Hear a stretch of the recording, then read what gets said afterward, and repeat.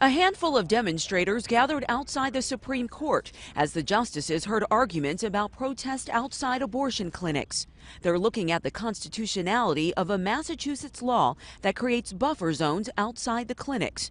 Anti-abortion activist Eleanor McCullen claims the law violates her right to free speech. I truly care, but then when we get to the buffer zone, I have to stop. The buffer zone is marked with a yellow line painted near the entrance of clinics. It's about the length of a school bus and was put in place in 2007 in response to a rash of violent protests. It's the only thing that's ever worked to keep access free and clear so that women can obtain health care without having to run a gauntlet of screaming, angry, intimidating people. The U.S. Supreme Court has something like a buffer zone here on its plaza, keeping protesters on the public sidewalk. Several states have also passed laws aimed at protecting people going to polling places and funerals.